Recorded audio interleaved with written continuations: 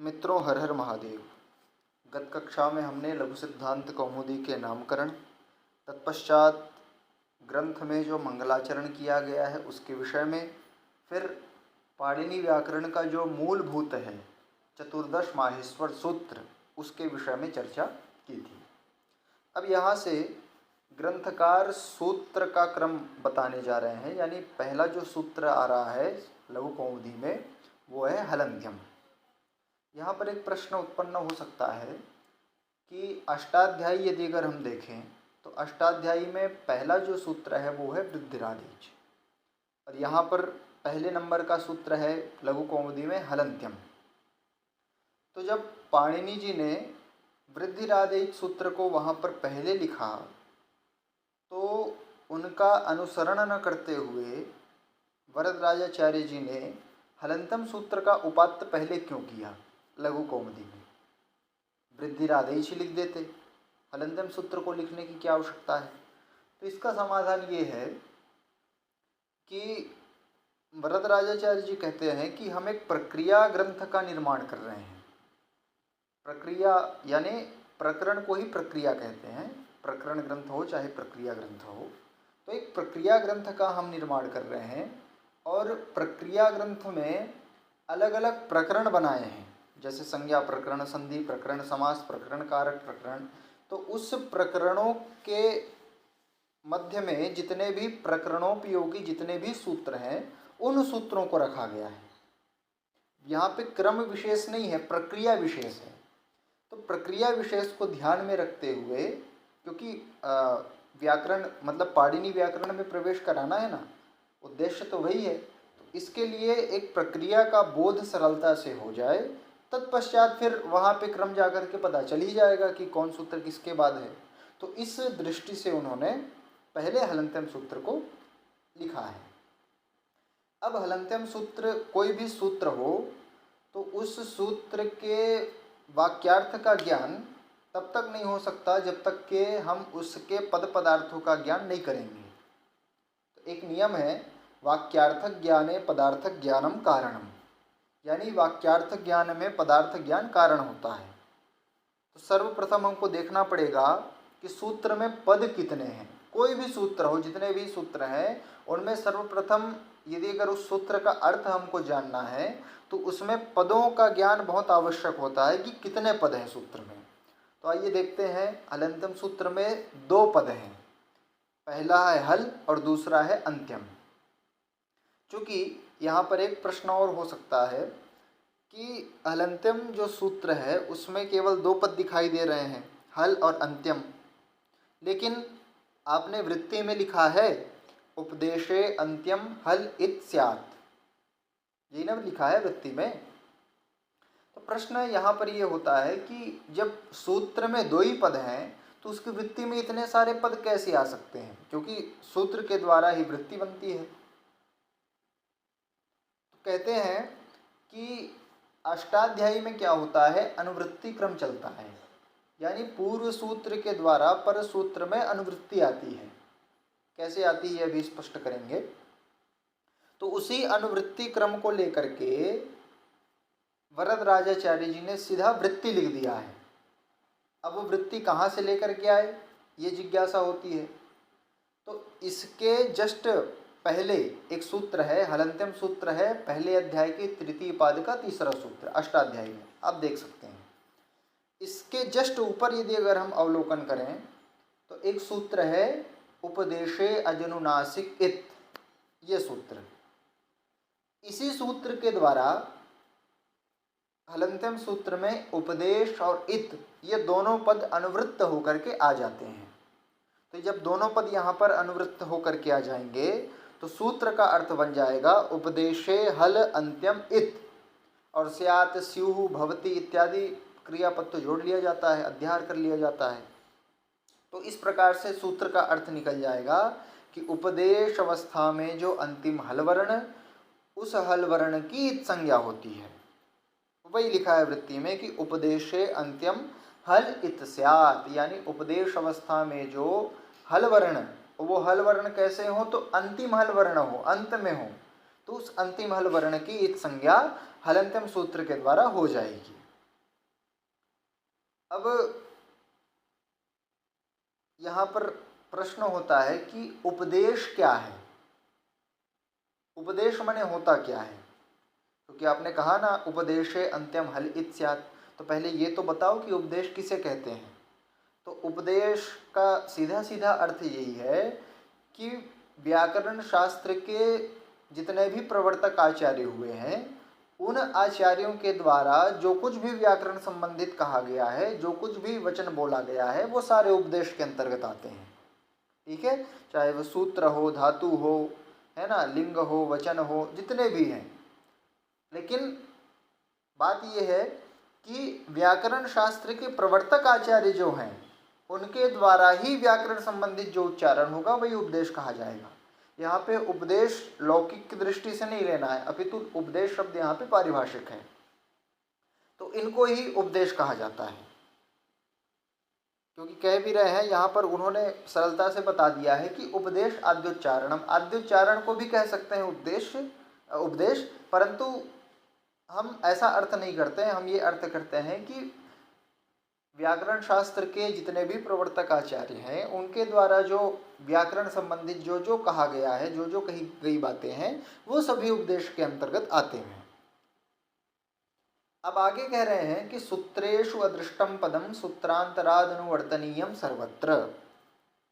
अब जो बात मैंने आपको अभी बताया वही बात यहाँ पर ला रहे हैं ये, कि सूत्र में जो पद दिखाई नहीं देते हैं, अदृष्ट हैं। चूंकि हलंत्यम सूत्र में दो ही पद दिखाई दे रहे हैं, हल और अंत्यम, और उसकी वृत्ति में क्या लिखा है, उपदेशे अंत्यम हल इत स्यात्। तो वहाँ पे जिज्ञासा हुई थी कि ये इतने पद कहाँ से आ जा रहे हैं, तो वही उसको स्पष्ट कर रहे हैं कि सूत्रेषु अदृष्टम पदम सूत्रांतरात् अनुवर्तनीयम सर्वत्र। सूत्रों में जो पद दिखाई नहीं दे रहे हैं उन पदों को अन्य सूत्रों के द्वारा, सूत्रांतरात् है ना, अन्य सूत्रों के द्वारा अनुवर्तन कर लेना चाहिए।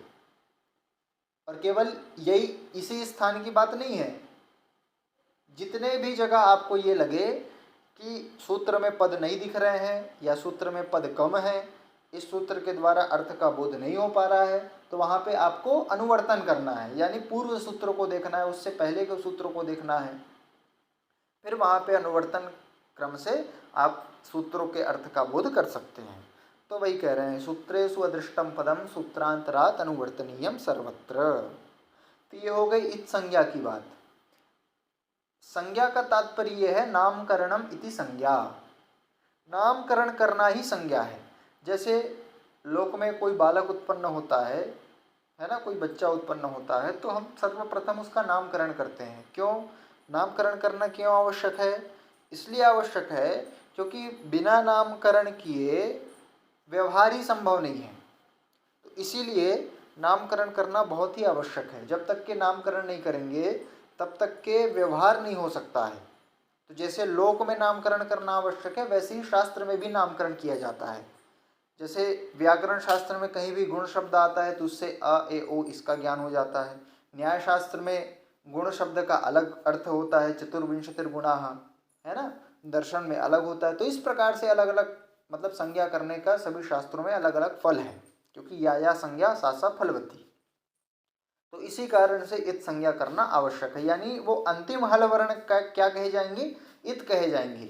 अच्छा, नामकरण भी क्यों किया जाता है, इत नामकरण क्यों किया?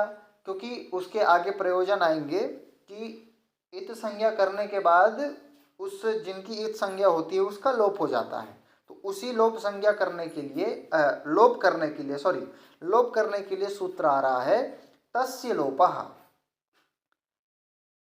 लघु सिद्धांत कौमुदी में हम देखें तो हलंत्यम सूत्र के ठीक बाद अदर्शनम लोपः सूत्र आता है, परंतु हमने थोड़ा सा क्रम यहाँ पर बदल दिया है समझने की दृष्टि से। हमने तस्य लोपः को पहले रखा है।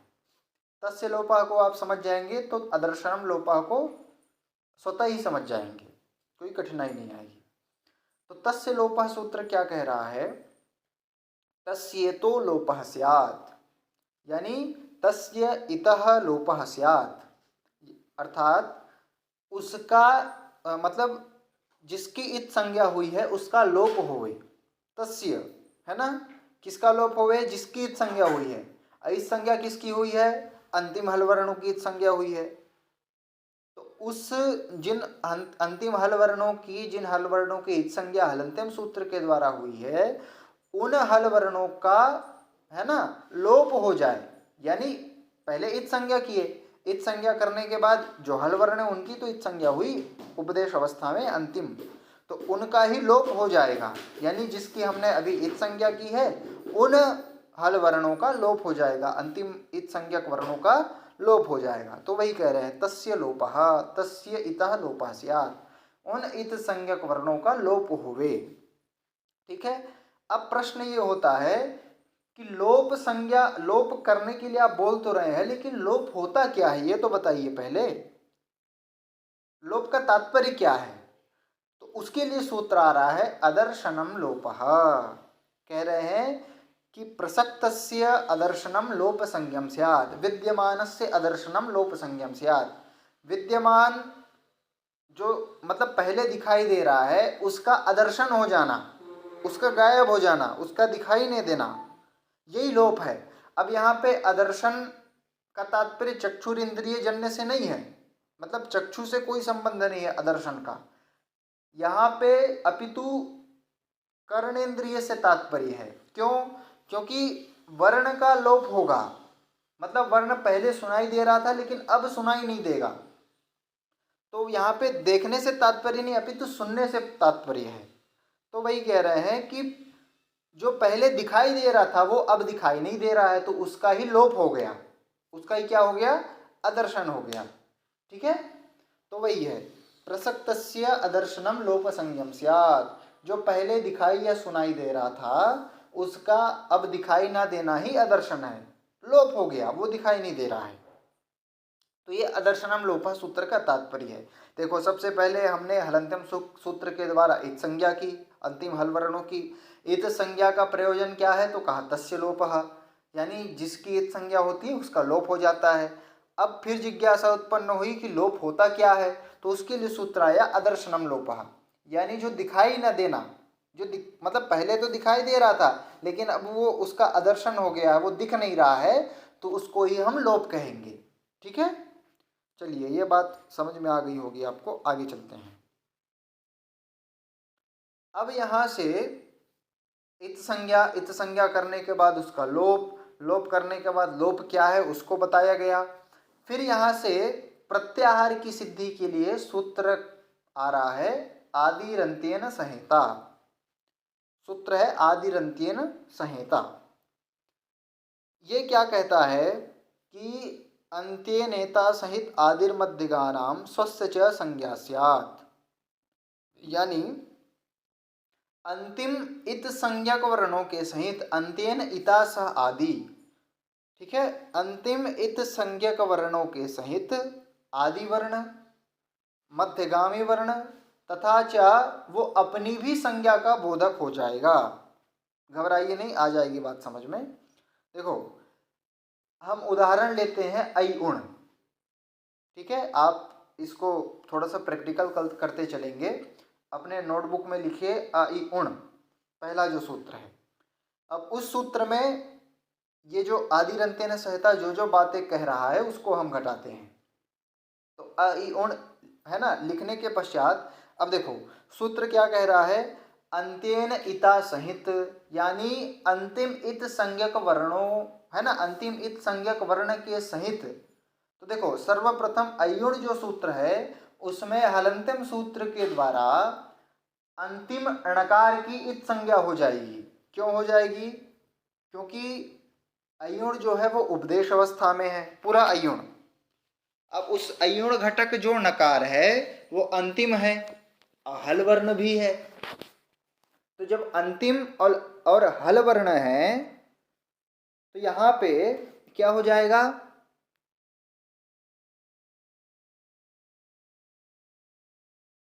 तो यहाँ से कह रहे हैं कि देखो अयुण जो है वो उपदेश अवस्था में है, उपदेश अवस्था में होते हुए उसका अंतिम वर्ण क्या है, इत संज्ञक है, यानी हल है। णकार हल प्रत्याहार में आता है। अभी आप प्रत्याहार की सिद्धि जब करेंगे तब आप समझ जाएंगे कि प्रत्याहार कहते किसे हैं। ठीक है। तो आप अभी ये समझिए कि अयुण का जो णकार है वो हल प्रत्याहार में आ रहा है और वो उपदेश अवस्था में तो है ही और अंतिम है, अंतिम वर्ण है, तो उसकी इत संज्ञा हो जाएगी हलंत्यम सूत्र के द्वारा, यानी उसका नाम हो जाएगा इत। ठीक है, तो अब जैसे ही वो इत संज्ञा कर देगा अंतिम हल वर्ण की हलंत्यम, तो आदिरंत्यन संहिता वहां पर पहुंच करके क्या करेगा कि अंतिम इत संज्ञक वर्ण हो गया णकार, उसके सहित आदि वर्ण हो गया अकार, है ना, उसके सहित आदि वर्ण हो गया अकार, और उसके मध्य में आने वाले वर्ण हो गए ई और उ। ठीक है, अ ई उण, अ ई उण। ठीक है, ये 4 वर्ण हैं। तो अंतिम वर्ण कौन सा हो गया णकार, उसके सहित आदि वर्ण हो गया कौन अकार, और उसके मध्य में आने वाले वर्ण कौन कौन हो गए ई और उ। ठीक है, तो अंतेन इता सहित यानी अंतिम इत संज्ञक वर्ण णकार के सहित आदि वर्ण हो गया अ, यानी अण, आदि वर्ण हो गया अण। ठीक है, और स्वस्य च संज्ञा स्यात्, अण अण उसकी खुद की संज्ञा है और मध्य में आने वाले वर्णों का बोध हो जाएगा। अब इसको एक लौकिक भाषा में समझ जाते हैं कि देखो क्या होता है, अंतिम इत संज्ञक वर्ण के सहित जब हम आदि वर्ण कह देंगे तो पूरा हो जाएगा अण।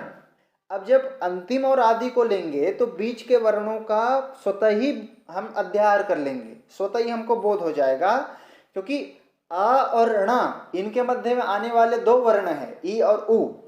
ठीक है, तो अंतिम इत संज्ञक वर्णों के सहित आदि वर्ण हो गया अण, और अण जो है वो संज्ञा हो गया, और अण के अंतर्गत आने वाले जो वर्ण है ई और उ वो हो गए उसके संगी, यानी अण एक संज्ञा है और उसके अंतर्गत आने वाले जो ई और उ वर्ण है वो संगी है। ठीक है, संज्ञा जैसे शरीर है ना, शरीर और नाम, जैसे हमारा शरीर मांस पिंड से बना हुआ है, तो इस शरीर की कोई ना कोई संज्ञा है। ठीक है, और उसके संगी कौन है, ये हमारे हाथ पैर आँख त्वचा इत्यादि जितने भी हैं, ये जितने भी अंग हैं वो क्या है संगी हैं। तो संज्ञा हमारा नाम हो गया और हमारे शरीर में जितने भी अवयव हैं वो क्या है संगी हैं। तो वैसे ही अण जो है वो संज्ञा हो गया और उसके अंतर्गत आने वाले वर्ण अ ई उ ये तीनों क्या हो गए संगी हो गए। ठीक है, तो वही एक बार और स्पष्ट कर देते हैं कि अंतिमित संज्ञक वर्ण हो गया णकार, तत्सहित आदि वर्ण हो गया अण, और उसके मध्य में आने वाले वर्ण हो गए ई उ, यानी अ ई उ, तीनों को बोध हो जाएगा। ठीक है, तो ये प्रत्याहार आपका सिद्ध हो गया। वैसे ही आप बना करके देखेंगे, है ना, 42 प्रत्याहार बन जाते हैं, तो आप उसको बना करके देखिए, अभ्यास कीजिए तो आ जाएगा। फिर कह रहे हैं, अब यहाँ पर एक प्रश्न ये हो सकता है कि आपने अण प्रत्याहार में अण जब बोला तो अण से हमको अ ई उ तीनों का ज्ञान हो गया। अब ये बताइए कि जैसे अब अण तो बनाया हमने, लेकिन अब जैसे ही हम अक बनाएंगे तो अक बनाएंगे तो अंतिमित संज्ञक वर्ण हो जाएगा ऋलृक घटक ककार। ऋलृक में जो का है वो हो गया अंतिम, है ना, हल वर्ण, तो उसकी संज्ञा हो जाएगी हलंत्यम सूत्र के द्वारा, और उसके सहित आदि वर्ण हो जाएगा, क्योंकि हमको अक बनाना है ना, तो आदि वर्ण हो जाएगा अयुण का आकार। अब उसके आने वाले जितने भी मध्य में वर्ण रहेंगे वो कौन कौन से रहेंगे, ई उ रिल री, है ना, तो उसमें बीच में कौन सा वर्ण आएगा, ण भी आएगा, ई उ, है ना, अ ई उ, है ना, ण रिल री, इतने वर्ण आएंगे। तो आप ये बताइए कि ण प्रत्याहार के अंतर्गत आएगा कि नहीं आएगा। बात समझ में आई। प्रश्न ये हुआ कि हम ये कह रहे हैं कि जैसे अयुण तो आपने बनाया तो अयुण का तो समझ में आ गया, लेकिन जब आप अक बनाएंगे तो अक प्रत्याहार कहाँ से कहाँ तक बनेगा, ऋलृक के ककार, मतलब ऋलृक के ककार अंतिमित संज्ञक वर्ण हो गया, उसके सहित आदि वर्ण होगा अयुण का आकार, तो उसके मध्य में वर्ण आएंगे ई उ, है ना, ण रिल री, इतने वर्ण आएंगे। तो णकार का ग्रहण वहां पे होगा कि नहीं प्रत्याहार में, ये प्रश्न हुआ कि णकार को लेना है कि नहीं लेना है, क्योंकि चूंकि अक प्रत्याहार बनाएंगे तो इतने वर्णों का ही बोध होगा, अ ई उ रिल री, इतने वर्ण का ही बोध होगा। तो णकार को क्यों नहीं लिया जा रहा है, णकार का ग्रहण क्यों नहीं कर रहे हैं। तो इसका समाधान ये है कि णकार का ग्रहण इसलिए नहीं कर रहे हैं क्योंकि प्रत्याहारों में इत संज्ञक वर्णों का ग्रहण नहीं होता। कहा भी गया है कि प्रत्याहारेषु इताम ग्रहणम न, यानी प्रत्याहार में इत संज्ञक जिनकी इत संज्ञा हो जाती है उन वर्णों का ग्रहण नहीं किया जाता। इसीलिए हम जब अक प्रत्याहार बनाएंगे, अच प्रत्याहार बनाएंगे, तो जितने भी मध्य में जिसकी इत संज्ञा हुई है हलंत्यम सूत्र के द्वारा वो वर्णों का ग्रहण उनमें नहीं करना है। ये बात स्पष्ट हुई। तो अब प्रत्याहार की सिद्धि हो गई। अब कह रहे हैं यथा अण इति, है ना। इसी प्रकार से जैसे आपने अण बनाया तो अण से कितने वर्णों का बोध हो गया, अ इ उ वर्णा नाम संज्ञा, अ इ उ तीनों वर्णों का बोध हो गया। ठीक है। ठीक उसी प्रकार से जैसे आपने अण बनाया तो अण से अ इ उ इन तीनों वर्णों का बोध हो गया। तो एवं अच हल अल इत्यादयः, यानी इसी प्रकार से अच हल अल इत्यादि प्रत्याहारों की सिद्धि इस सूत्र के द्वारा हो जाएगी। अब प्रत्याहार 42 प्रत्याहार बन जाएंगे। जैसे अच इत्यादि आपने बनाया तो वैसे ही एक मुख्य प्रत्याहार और बनता है ना। अच, अण तो आपने बना लिया, अच भी बन जाता है। तो अच कैसे बन जाएगा उसकी भी प्रक्रिया देख लेते हैं, है ना। अयुच का अयुण ऋलृक एओं ऐ औच, तो अयुच जो सूत्र है उसका अंतिम इत संज्ञक वर्ण हो गया चकार। तत्सहित हमको बनाना है चूंकि अच, तो तत्सहित आदि वर्ण हो गया अच। ठीक है, तत्सहित आदि वर्ण हो गया अच, क्योंकि अयुण का आकार लेना है ना। तत्सहित आदि वर्ण हो गया अच। उसके मध्य में आने वाले वर्ण कौन कौन से हो जाएंगे, ई उ रिल री ए ओ ऐ औ, इतने वर्ण आ जाएंगे। क्योंकि आ तो आएगा ही। तो अच कहने से हमको अ इ उ रिल री ए ओ ऐ औ, है ना, 9 वर्णों का बोध हो जाएगा। ठीक है, ये 9 वर्ण ही अच प्रत्याहार के अंतर्गत आएंगे। और इससे जो शेष बचेंगे हय वरट के ह से लेकर के हल के ला तक के, तो ये प्रत्याहार बन जाएंगे हल। तो अच पूरे स्वर कहे जाते हैं और हल व्यंजन कहे जाते हैं। तो उन्हीं अच वर्णों का अब यहाँ पे कौन किस किस मतलब किसकी क्या क्या संज्ञाएं होती है अच वर्णों में, वही बताने जा रहे हैं। पहले तो ये ह्रस्व दीर्घ और प्लुत संज्ञा करेंगे। तो उसके लिए सूत्र आ रहा है उकालो झरस्व दीर्घ प्लुतः। सूत्र है उकालो झरस्व दीर्घ प्लुतः। इसकी वृत्ति में लिखा है कि उश्च उश्च ऊश्च वह वाम काल इव कालो यस्य सोवच क्रमात् ह्रस्व दीर्घ प्लुत संज्ञा स्यात्। कह रहे हैं कि उश्च ऊश्च और ऊश्च, है ना, 3 प्रकार के उकार की बात यहाँ पर उन्होंने की है। पहला जो उकार आपको दिखाई दे रहा है वो ह्रस्व होगा। दूसरा जो उकार दिखाई दे रहा है वो होगा दीर्घ, और तीसरा जो दिखाई दे रहा वो होगा प्लुत। ठीक है। तो उकार के समान है जिस अच वर्णों का उच्चारण काल, आप चाहे तो मैं जो अर्थ बोलता हूँ हिंदी का उसको भी लिख सकते हैं, ताकि आप जब रिवीजन करने बैठें तो आपको सरलता हो। और लिखते ही जाइए, क्योंकि कई बार संस्कृत के अर्थ को जानने के पश्चात भी कई बार अर्थ नहीं लगता है, तो आप अपने लिए क्या कीजिए, लिखते रहिए हिंदी अर्थ। तो उकार के समान है जिस अच वर्ण का उच्चारण काल उन अच वर्णों की क्रमशः ह्रस्व दीर्घ और प्लुत संज्ञा होगी। तो वही वृत्ति में लिखा है कि उश्च ऊश्च ऊश्च वह वाम काल इव कालो यस्य सोच क्रमात् ह्रस्व दीर्घ प्लुत संज्ञा स्यात्। यानी उकार लेना है, उकार के सहित उच्चारण काल जिन अच वर्णों का होगा उन अच वर्णों की क्रमशः ह्रस्व दीर्घ और प्लुत संज्ञा होती है। देखो, अब यहाँ पर एक प्रश्न होता है कि ह्रस्व दीर्घ और प्लुत ये कैसे जानेंगे कि ये वर्ण ह्रस्व है ये वर्ण दीर्घ है, क्योंकि आपने तो कह दिया कि ह्रस्व दीर्घ प्लुत संज्ञा होती है, लेकिन हम जानेंगे कैसे। तो देखो, एक मात्रा वाला जो होता है उसको ह्रस्व कहते हैं, और द्विमात्रिक जो होता है उसको कहते हैं दीर्घ, और 3 या 3 से अधिक मात्रा वाला जो होता है उसको कहते हैं प्लुत। ठीक है। अब ह्रस्व को आप ऐसे समझो, उ तो 1 सेकेंड का समय लगा उ को उच्चारण करने में, ऊ 2 सेकंड का समय लगा दीर्घ उकार को उच्चारण करने में, और प्लुत को जब उच्चारण करेंगे तो 3 से तो कम लगेगा नहीं, है ना, 3 तो लगना ही है, और 3 से ज़्यादा भी हो सकता है, ऊ। ठीक है, तो ये प्लुत हो गया। तो ह्रस्व दीर्घ और प्लुत को समझने का बहुत आसान तरीका ये है कि ह्रस्व होता है एक मात्रिक, दीर्घ होता है द्विमात्रिक, और प्लुत होता है त्रिमात्रिक या उससे अधिक। तो जिसके उच्चारण करने में जिन अजवर्णों का उच्चारण एक मात्रा का समय लगेगा उसकी ह्रस्व संज्ञा हो जाएगी। जिस अजवर्णों का उच्चारण, है ना, 2 सेकंड में होगा यानी द्विमात्रिक होगा, उसकी दीर्घ संज्ञा। और जिस अजवर्णों का उच्चारण, है ना, 3 सेकंड या त्रिमात्रिक से अधिक होगा उसकी प्लुत संज्ञा हो जाएगी। ठीक है, अब ये तो रही उकार की बात। देखो लिखा भी है हमने ह्रस्व दीर्घ प्लुत, ऊ ह्रस्व, ऊ दीर्घ और ऊ प्लुत। ठीक है, तो उसी प्रकार से आ ई उ रिल री ए ओ ऐ औ इन 9 वर्णों का ह्रस्व दीर्घ और प्लुत संज्ञा हो जाएगी। ठीक है, जैसे अ ह्रस्व, आ दीर्घ, आ ये हो गया प्लुत।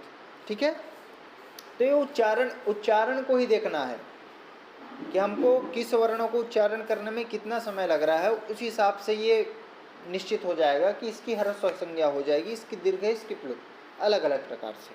ठीक है, तो ह्रस्व दीर्घ और प्लुत संज्ञा अभी हमने किसका किया, पूरे अच वर्णों का। ठीक है, अच वर्णों को अब, है ना, उच्चारण के हिसाब से जिसका जैसा उच्चारण होगा उसकी वैसी संज्ञा हो जाएगी। एक मात्रिक होगा तो ह्रस्व संज्ञा कहलाएगा, द्विमात्रिक होगा तो दीर्घ संज्ञा कहलाएगा, त्रिमात्रिक या उससे अधिक होगा तो प्लुत संज्ञा कहलाएगा। ठीक है, अब कह रहे हैं कि सब प्रत्येकम उदात्तादि भेदेन त्रिधा। समझते चलिए, अभी अच वर्णों की 3 संज्ञाएं किए हैं, ह्रस्व दीर्घ और प्लुत। अब उसी अच वर्णों की 3 संज्ञा और हो जाएगी। ठीक है, उदात्त, अनुदात्त और स्वरित। तो वही कह रहे हैं सब प्रत्येकम उदात्तादि भेदेन त्रिधा। 3 संज्ञाएं तो हमने पहले कर दिए, ह्रस्व दीर्घ और प्लुत। अब पुनः 3 संज्ञाएं और हो जाएंगी, उदात्त, अनुदात्त और स्वरित। तो ये उदात्त, अनुदात्त, स्वरित कैसे होते हैं इसको हम अगली कक्षा में देखेंगे। ठीक है, सभी को धन्यवाद। हर हर महादेव। पुनः मिलामः।